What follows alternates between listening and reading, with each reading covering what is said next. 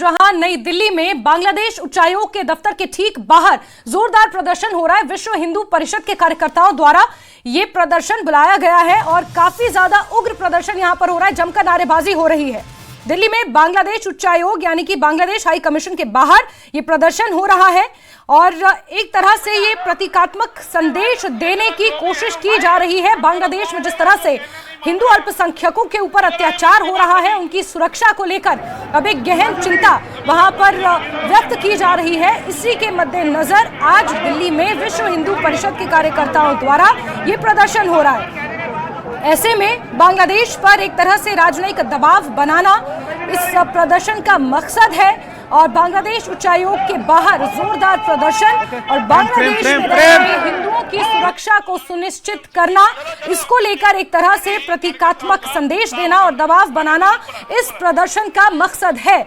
दिल्ली से ये सीधी तस्वीरें इस वक्त आपके टीवी स्क्रीन पर आपको दिखा रहे हैं। बांग्लादेश में जो आंतरिक हालात हैं, बांग्लादेश में जो हिंदुओं को लेकर जिस तरह की इस वक्त स्थिति बनी हुई है, दीपू चंद्र दास की जो निर्मम हत्या की गई, उसके बाद बांग्लादेश में रह रहे हिंदुओं की सुरक्षा को लेकर अब गहन चिंता और मानवाधिकार जैसे शब्दों का जिक्र किया जा रहा है और ऐसे में अब भारत में विश्व हिंदू परिषद द्वारा ये प्रदर्शन किया गया है।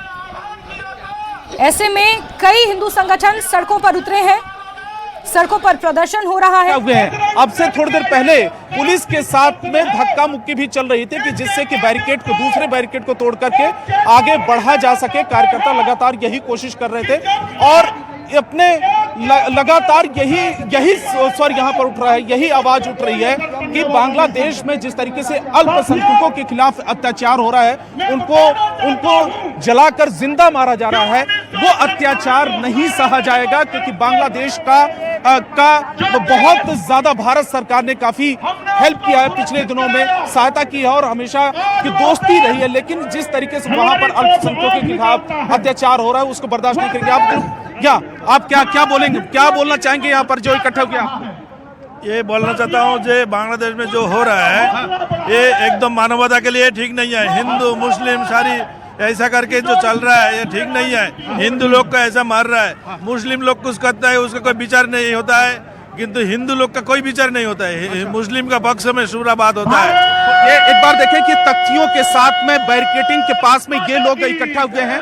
भारत माता के नारेबाजी यहाँ पर लगातार चल रही है और इसके अलावा हनुमान चालीसा भी पढ़ा जा रहा है। थोड़ा सा और आगे दिखाएं कैमरा पर्सन जयपाल रावत की कितनी बड़ी संख्या में, और आगे बढ़ते हुए हम कुछ नेताओं से भी बात कराएंगे। बीएचपी के, बजरंग दल के जो कार्यकर्ता है वो यहाँ पर इकट्ठा हुए हैं, बैरिकेडिंग के पास में इस समय मौजूद है और अब वो यहाँ पर आके क्या अभी नारेबाजी बंद करने की अपील की जा रही है। और आप देखिए वहाँ बताए गोल्डी जी को अभी नारे बंद करो, मंच का कार्यक्रम चल रहा है तो। और विनोद बंसल जी विश्व हिंदू परिषद के राष्ट्रीय प्रवक्ता हैं, इस वक्त हमारे साथ फोन लाइन पर जुड़े हुए हैं। विनोद बंसल जी, क्या कुछ कहेंगे जिस तरह से ये प्रदर्शन हो रहा है, इसको लेकर क्या मकसद है? देखिए, बांग्लादेश जो है बना था तब तो हमने सोचा था कि कम से कम चलो ये कुछ मुसलमान चले जाएंगे तो हमारा संकट कट जाएगा। जब पाकिस्तान बना था तो हिंदुस्तान ने ये सोचा था कि शायद ये मुसलमानों को निकाल देंगे, अलग इनका देश दे देंगे तो शायद में माँ भारती के धरा पर रहने वाले शेष बचे हिंदुस्तानी कम से कम ठीक से जी पाएंगे। लेकिन ऐसा नहीं हुआ। लगातार पाकिस्तान, अफगानिस्तान, बांग्लादेश में जिस तरह से हिंदुओं को एक काल का ग्रास बनाया जा रहा है, जिस प्रकार से उनकी निर्मम हत्या हो रही है और जिस प्रकार से उनके ऊपर हमले हो रहे हैं, वो बेहद दुर्भाग्यपूर्ण है और नृशंस हत्याएं जो है मानवता को भी शर्मसार करने वाली है। बड़ा दुख होता है कि वहां पर जो सरकार है वो जिहादियों के हाथों की कठपुतली बनी हुई है।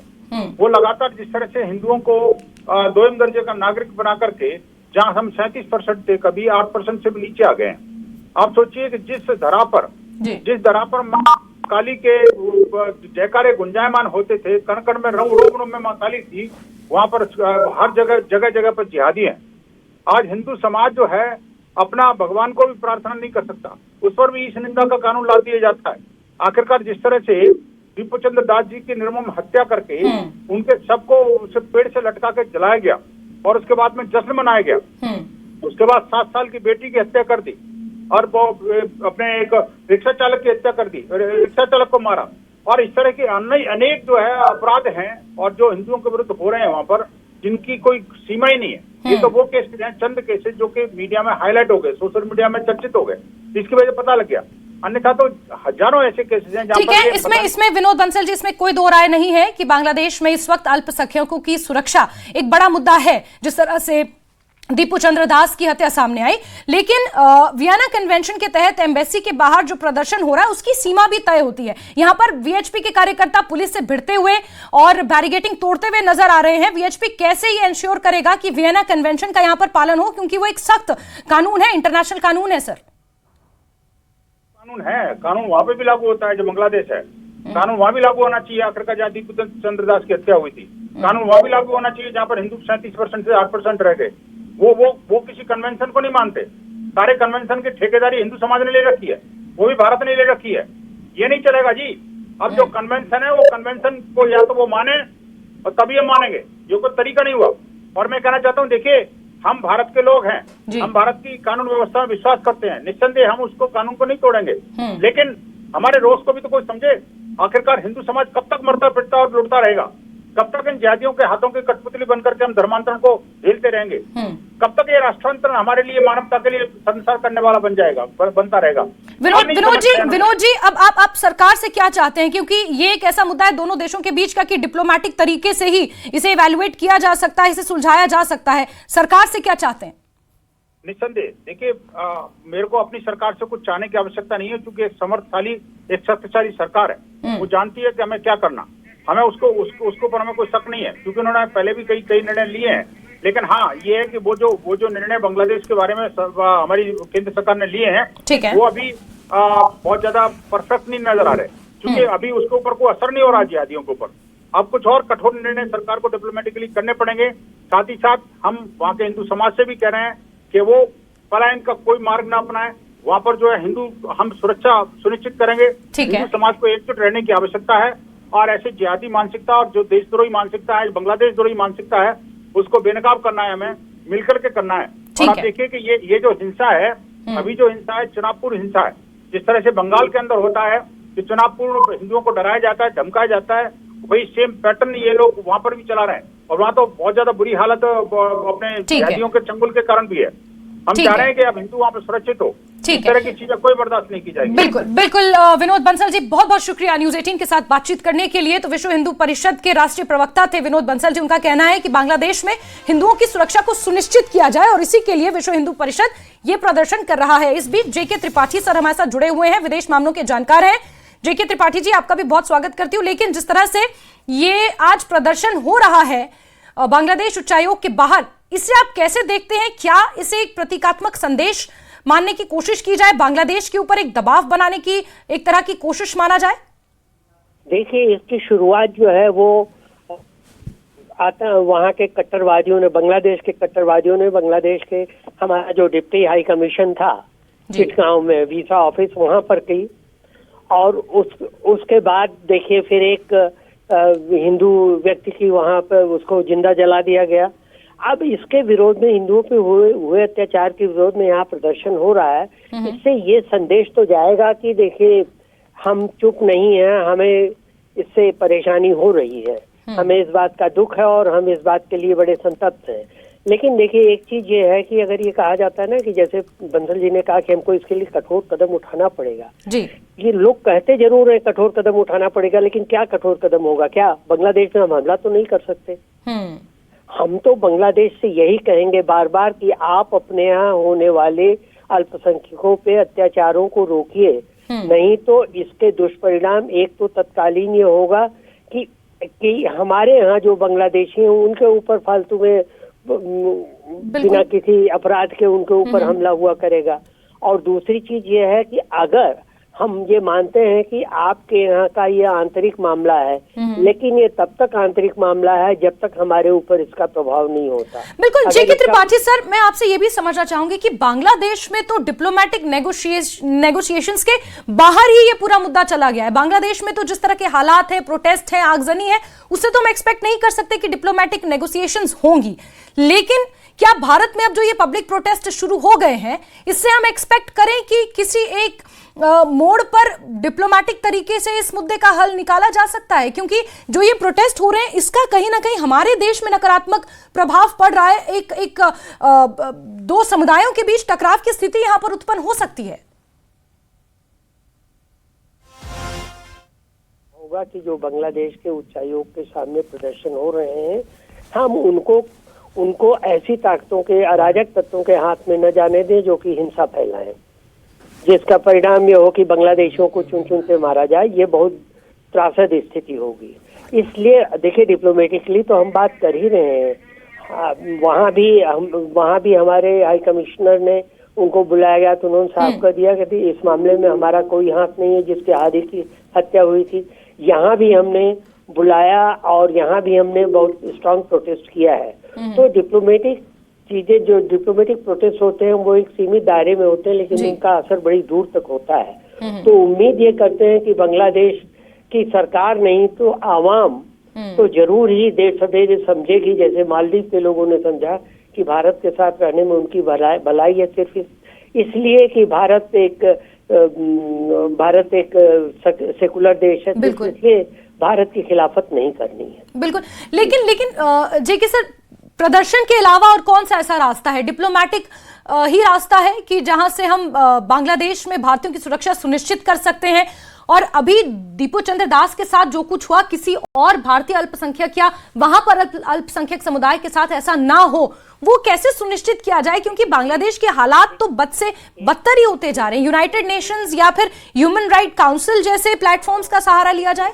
एक तो ये है कि डिप्लोमेटिक वार्ता तो चलती रहे, उसके साथ ही भारत ने मेरे ख्याल से मानवाधिकार आयुक्त के सामने भी ये मुद्दा उठाया है या उठाएगा, और वहां से एक दबाव डालने की कोशिश होगी। ईयू से, अमेरिका से, जहां उनके ह्यूमन राइट ग्रुप है, उनके ऊपर उनसे ये अंतर्राष्ट्रीय दबाव डालने की कोशिश की हो जाएगी कि भाई बांग्लादेश अपने इसको ठीक अपने यहाँ शांति तुरंत स्थापित करे और ये सुनिश्चित करे कि इस तरह की जातीय हिंसा या सांप्रदायिक हिंसा न हो। तो ये तो दोनों चीज की जा रही है। मेरे ख्याल से भारत सरकार इस बारे में बात कर रही होगी। तो इसके अलावा तो दूसरा तरीका हिंसा का है, जिसका मैं समर्थन नहीं। लेकिन जेके सर, क्या हम ये कह सकते हैं कि ये हिंसा भारत के ऊपर बांग्लादेश की तरफ से थोपी जा रही है, ये प्रदर्शन थोपे जा रहे हैं? क्योंकि शुरुआत तो बांग्लादेश की आंतरिक राजनीतिक अस्थिरता से हुई थी ना। प्रॉब्लम तो उनके अंदर सोशियो पॉलिटिकल अफेयर की है, फिर वो भारत के ऊपर थोपा जा रहा है और हमारे यहाँ फिर ये सब हो रहा है। वहाँ पे एक नैरेटिव दिया जा रहा है कि बांग्लादेश से शेख हसीना को भगा करके और भारत में शरण लेने में भारत का हाथ है, और इसके साथ ही वहाँ जो हादी की मृत्यु हुई है और जो दूसरा एक स्टूडेंट लीडर घायल हुआ, उसमें भी भारत का हाथ है। ये नैरेटिव, झूठे नैरेटिव फैला करके ये बताए जा रहे हैं दुनिया को कि बांग्लादेश सरकार का इसमें कुछ हाथ नहीं। भाई, अगर सरकार का भी हाथ नहीं है तो बांग्लादेश की सरकार ये तो सुनिश्चित करे कि ऐसी हिंसा न हो। जी सर, एक आखिरी सवाल आपसे लेना चाहूंगी। जैसे पाकिस्तान करता है कि जब उनकी आर्थिक स्थिति खुद खराब होने लगती है, जब उनकी आंतरिक स्थिति खराब होने लगती है, तो फिर वो भारत के ऊपर थोप देता है, अपने लोगों को खुश करने के लिए भारत के विरुद्ध नैरेटिव सेट कर देता है। तो क्या बांग्लादेश भी उसी राह पर चल रहा है? क्या हम ये कह सकते हैं? क्योंकि बहुत जल्द वहां पर भी चुनाव होने। देखिए, सिर्फ बांग्लादेश ही नहीं है, मेरे ख्याल से भारत के सभी जो निकटस्थ पड़ोसी हैं उनकी यही नीति रही है। आप देख लें, श्रीलंका में एक बार भारत के खिलाफ हुआ, मोइजू मालदीव में इंडिया लीव के लहर पे चढ़ के आए। नेपाल में जब वहाँ दिक्कत होती तब वहाँ कोली जो है वो भारत के विरुद्ध बात करते हैं। पाकिस्तान तो खैर एक गौन केस है, पुराना माना हुआ। जी, ठीक है जेके त्रिपाठी सर, बहुत बहुत शुक्रिया हमारे साथ बातचीत करने के लिए। तो बांग्लादेश उच्चायोग के बाहर विश्व हिंदू परिषद का ये जोरदार प्रदर्शन हो रहा है। वहां पर अल्पसंख्यकों की सुरक्षा सुनिश्चित करने की कड़े शब्दों में मांग की जा रही है। पुतला तक यहां पर जलाया गया है। हालांकि वियना कन्वेंशन के दायरे में रहकर इस प्रदर्शन को अंजाम दिया जा रहा है और हिंदू संगठन यहां पर लामबंद है और एक तरह से मिलकर ये प्रदर्शन और बांग्लादेश को एक संदेश देने की कोशिश यहां से की जा रही है। दीपू चंद्र दास की निर्मम हत्या के बाद यहां पर जो विश्व हिंदू संगठन है या कई अन्य हिंदू संगठन है वो भड़के हुए हैं और बांग्लादेश में हिंदू अल्पसंख्यकों की सुरक्षा की मांग उनके द्वारा लगातार की जा रही है। और इसी के मद्देनजर नई दिल्ली में आज बांग्लादेश उच्चायोग के दफ्तर के ठीक बाहर ये जोरदार प्रदर्शन हो रहा है। पुलिस बल की यहां पर तैनाती कर दी गई है, बैरिकेडिंग लगा दी गई है ताकि किसी भी आपात स्थिति से यहां पर निपटा जाए।